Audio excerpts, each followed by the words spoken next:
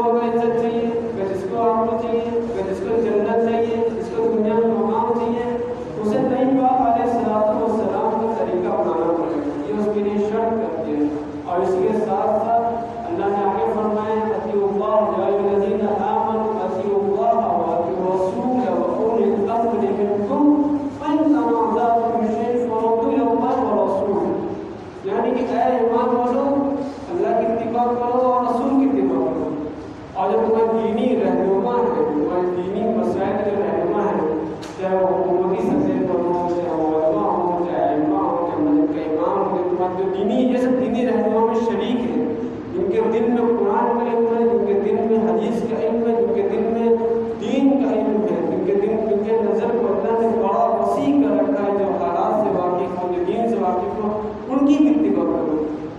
لیکن اگر کوئی اختلاف ہو جائے تو کیا کرو؟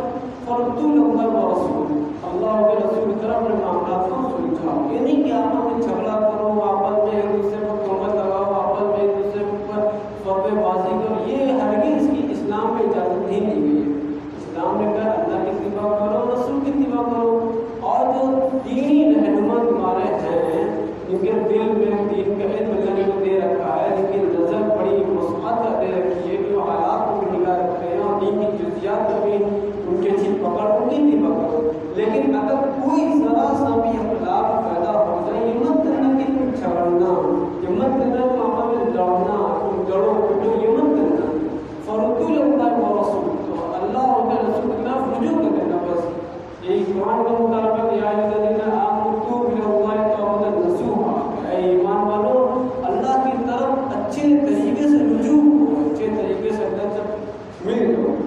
تو میرے بزرگوں، یہ نبی پاک علیہ السلام کا اللہ نے ہمارا قائد بنا رکھا ہے۔ اب اہل ایمان کے لیے یہ بالکل جائز نہیں کہ وہ نبی پاک علیہ السلام کی زندگی کو چھوڑ کر، ان کی لیڈرشپ کو چھوڑ کر کسی اور کے ماتحت چلے، کسی کے جھنڈے کے نیچے چلے اور کسی کے دامن کو پکڑتے ہوئے چلے۔ یہ اہل ایمان کے لیے جائز نہیں ہے، یہ اہل ایمان کے لیے جائز نہیں ہے۔ نبی پاک علیہ السلام نے فرمایا کہ اگر تم ایک زمانہ ایسا دیکھو گے کہ ایک حبشی غلام جس کی حیثیت یہ ہے کہ وہ صرف سے غلام بن سکتا ہے، وہ تمہارے اوپر حکومت کرے، حاکم مسلط کرے، تو اس میں بہت اختلاف دیکھو، بہت فسادات دیکھو، بہت تنازعات دیکھو، تو اس وقت میں کیا کرنا ہے؟ علیکم بسنتی وسنت الخلفاء الراشدین المہدیین من بعدی عضوا علیہم بالنواجذ۔ تو کیا فرمایا کہ جب یہ کنڈیشن ہو کہ تمہارے اوپر ایسا حاکم مسلط کر دیا جائے جس کی حیثیت غلاموں کی طرح ہے، اگر فساد دیکھو، تنازع دیکھو، اختلافات دیکھو، حکومتی سطح پہ دیکھو یا محلی سطح پہ دیکھو، کسی بھی سطح پہ کوئی فساد دیکھو، کیا کرنا ہے؟ علیکم بسنتی، میری سنت کو پکڑنا ہے، اور سنت الخلفاء الراشدین المہدیین کہ خلفاء راشدین جو ہدایت یافتہ ان کی سنت کو پکڑنا ہے۔ اب پکڑنا نہیں ہے، عضوا علیہم بالنواجذ، دانتوں تلے دبا دینا، وہ چھوڑنا نہیں ہے۔ تو اہل ایمان کو اللہ تعالیٰ نے خالی نہیں بھیجا ہے کہ اہل ایمان جائیں دنیا میں کافروں کے فتنہ کر، نہیں، کامیابی کا راستہ صرف اللہ کا حکم و نبی کا طریقہ، کامیابی کا راستہ صرف اللہ کا حکم و نبی کا طریقہ، اور جنت میں جانے کا بھی یہ راستہ ہے کہ جس کے دل میں ایمان ہو، یہ ہے کہ آمنت باللہ و ملائکتہ و کتبہ و رسلہ والیوم الآخر والقدر وخیرہ وشرہ واللہ تعالیٰ بعد الموت۔ جو یہ کہہ کہ میں ایمان لایا اللہ اور رسول پر، اللہ کی کتابوں پر، اس کے فرشتوں پر، آخر کے دن پر، اچھی ترتیب پر، اللہ کی طرف سے موت کے بعد اٹھائے جانے پر، جس کے دل میں یہ سب ایمان ہوگا، ان سب کا پختہ ایمان ہوگا، اللہ کا وعدہ کہ وہ جنت میں داخل ہوگا، دنیا میں کامیاب ہوگا۔ اللہ کا وعدہ کسی مذہب سے نہیں، اللہ کا وعدہ کسی فرقے سے نہیں، اللہ کا وعدہ کسی کی شکل سے نہیں، اللہ کا وعدہ کسی کی صورت سے نہیں، اللہ کا وعدہ کسی کی نسل سے نہیں ہے، یا اللہ کا وعدہ کسی کے خاندان سے نہیں، اللہ کا وعدہ کسی طبقے سے نہیں ہے، اللہ کا وعدہ کسی ماتا غریب سے نہیں، اللہ کا وعدہ ہے اس شخص کے سے جس کے دل میں ایمان ہو، جس کے دل میں ایمان ہو۔ میں کہتا ہوں کہ میں ایمان لائے اللہ پر، اللہ کی قدرت پر، اللہ کی ربوبیت پر، وہ یہ مانتا ہوں کہ تمام چیزوں کا مالک اللہ ہے، وہ یہ مانتا ہوں کہ آسمان کی بلندیاں اس کے قبضے میں، وہ یہ مانتا ہوں کہ زمین کی گہرائیاں اس کے قبضے میں، وہ یہ مانتا ہوں کہ سمندر کی لہر اس کے قبضے میں، اور یہی مانتا ہے کہ محمد صلی اللہ علیہ وسلم اللہ کے لاسٹ میسنجر، لاسٹ پروفٹ وہ محمد صلی اللہ علیہ وسلم۔ یہ وعدہ ہے اللہ کا ان لوگوں سے جن کے دل میں ایمان ہے۔ یہ بات اور مصیبت یہ کہ میرے محترم دوستوں، اس امت کا سب سے مظلوم طبقہ جو ہے وہ حقوق العباد کا۔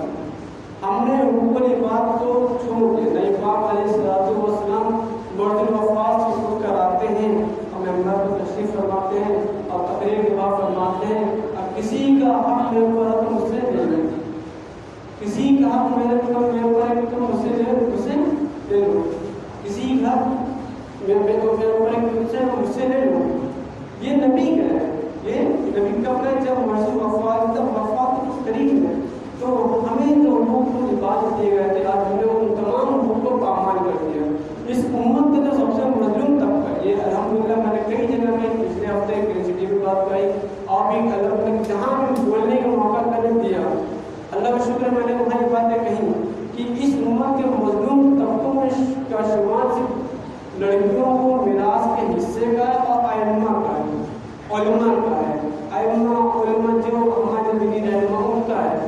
میرے بزرگوں، قرآن میں جو حقوق جو دے رکھے لڑکیوں کے، ہم لوگ ان حقوق کو پامال کرتے ہیں۔ اس کے بارے میں نے فرمایا ظہر الفساد فی البر والبحر بما کسبت ایدی الناس، تو جو بما کسبت ایدی الناس میں ہے یہ تمام حقوق شامل ہو گئے۔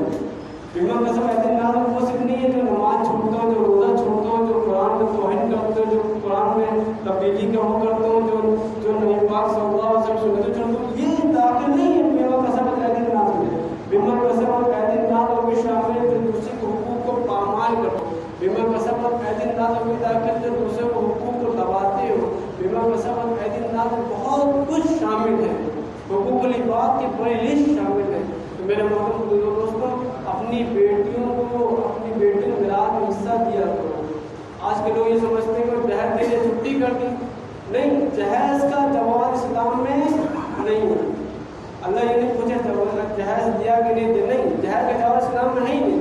اسلام نے لڑکیوں کو جاگیر بنایا ہے، دولت کا حقدار بنایا ہے، جاگیر دولت دی ہے اسلام نے، جہیز نہیں دیا۔ آپ اسلام میں جو ہے اور لڑکیوں کو حق دیا ہے، اس لیے اس حق کا سوال اللہ پوچھے گا قیامت کے دن۔ اسی طرح جو ہمارے علماء ہیں، پہلے کے دور میں ایک صاحب آئے، اللہ کے نبی صلی اللہ علیہ وسلم سے پوچھا، اے اللہ کے نبی، میرے کو کام نہیں، میں کام کیا کروں، میرے کو کام نہیں ہے، میں کام کیا کروں۔ آج کے دور میں کوئی پوچھتا میں کام کیا کروں، کہتا کہ تم انجینئر بن جاؤ، ڈاکٹر بن جاؤ، یہ بن جاؤ، یہ ہوتا۔ اللہ کے نبی صلی اللہ علیہ وسلم نے فرمایا کہ تم امام بنو، اگر امام نہ بن سکتے تو مؤذن بنو۔ تو جس قوم کا امام موجود ہوتا ہے، اس قوم میں امیر امام موجود ہوتا ہے، وہ قوم ہمیشہ سیدھے راستے پر چلتی ہے۔ جس قوم کا کوئی لیڈر نہیں ہوتا، کوئی امام نہیں ہوتا، کوئی خطیب نہیں ہوتا، وہ قوم تباہ ہو جاتی ہے۔ الحمدللہ اس دور میں اس امت پر اللہ نے یہ احسان کیا کہ ہر جگہ علماء موجود ہے۔ اس لیے میرے محترم دوستوں کہ ہمارا حق بنتا ہے کہ ہم اپنے تمام مسائل کو علماء سے پوچھیں، ہم اپنے تمام مسائل۔ اور امام کا کام یہ نہیں صرف نماز پڑھائیں، امام کا کام یہ نہیں صرف نماز جنازہ پڑھائیں، یہ کہ نماز پڑھیں، امام کا کام یہ کہ وہ ہر جگہ اپنی لیڈرشپ، اللہ نے اسلام نے امام کو لیڈر بنایا ہے، لیڈر قائد بنایا ہے، لیکن عوام کا کیا حق ہے؟ یہ تو امام کا ہو گیا۔ عوام کا حق ہے کہ وہ امام کی خیر خواہی کرے، عوام کا حق امام کے حادثات کو معلوم کرتا ہے۔ عوام کا امام خالی سے مسجد کا نہیں ہے، امام کا عوام کا تعلق ایسے روح اور جسم کا تعلق ہے، جیسے روح اور جسم کا تعلق ہے۔ اس لیے میرے محترم دوستوں، سب سے جو کمزور طبقہ ہے اس حکومت کا وہ لڑکیوں کے حقوق ہیں اور علماء کا طبقہ ہے۔ اس لیے ہمیں اپنے امام کی خیر خواہی کرنی ہے۔ امام آج کا آپ دیکھ رہے ہیں کہ کتنی مہنگائی بڑھتی چلی جا رہی ہے، مہنگائی سب کو بلند ہوتی چلی ہے۔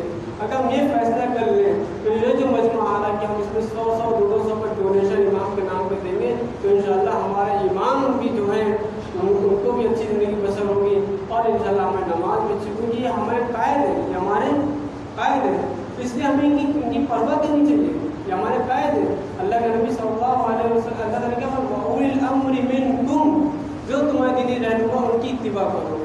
تو جب ہمارا دینی رہنما ہم سے راضی نہیں ہوگا یا ہم سے خفا ہوگا تو ہم اس کی اتباع کیسے کر سکتے ہیں؟ تو میرے محمد یہ پوائنٹ کی بات ہے کہ اللہ تعالیٰ نے ہمیں امام دیا، تو ہمیں امام کی جو ہے خیر خواہی کرنی چاہیے۔ خدا نہ خاصا کہ قیامت کے دن اللہ نے پوچھ لے کہ ہم نے تمہیں حافظ قرآن دیا، ایک عالم دین دیا جس کے سینے میں قرآن کا علم تھا، حدیث کا علم تھا، تم نے اس کے ساتھ کیا کرتا ہو؟ تو میرے محمد کیا ہوگا اس وقت؟ قیامت میں کیا ہوگا؟ اس لیے ہمیں اپنے امام سے مسئلہ پوچھنا ہے، ہمیں مسئلہ کو نہیں نکالنا ہے، نہ گوگل سے پوچھنا ہے، بالکل نہیں۔ ہمارا امام موجود ہے، ہمیں اس سے مسئلہ پوچھنا ہے۔ ہمیں اس سے معاشی مسائل ہونے اور اس مسجد کو آباد کرنے محنت کرنی ہے. یہ ہم مسجد مشورہ ہوتا ہے, مشورے میں لوگوں کو بیٹھنا ہے اور مسجد میں نکاح کا عمل کیا ہے. آج نکاح کا عمل بیچ عالم ہوتے ہیں اور پڑھا جاتا ہے کہ من رغب عن سنتی فلیس منی, کہ جس نے بھی سنت سے اعراض کیا وہ ہم سے نہیں. یہ میدان پڑھا جاتا ہے. اور نبی پاک صلی اللہ علیہ وسلم تب سب کے نکاح صحابہ کے اپنی بیٹیوں کے نکاح مسجد نبی میں پڑھائے, مسجد نبی میں پڑھائے. تو مسجد نکاح پڑھانا سنت ہے اور وہاں آدمی کو حدیث پتہ نہیں, غلط بات ہے. لیکن کہ مسجد میں نکاح کا عمل کیا جائے, مسجد میں نکاح کا عمل کیا جائے. مسجد میں آئیے, مسجد میں مشورہ کیا جائے, مسجد بیٹھا جائے, مسجد دینی تعلیمات حاصل کی جائے. صحابہ کرام رضی اللہ تعالیٰ عنہ کا کوئی مسئلہ کا آ رہا تھا تو جو ہے مسجد نبی دوڑتے تھے, مسجد نبی وہ دوڑتے تھے اور صحابہ اللہ کے نبی صلی اللہ علیہ وسلم بیٹھا بتاتے تھے اور وہیں سے لشکر روانہ ہوتا تھا.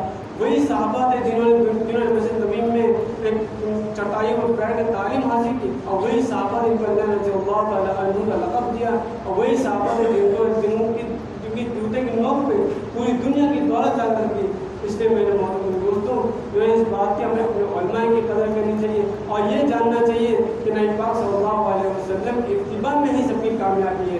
یہ بس اسی میں بات ختم کرتا ہوں. واقعی دعوانا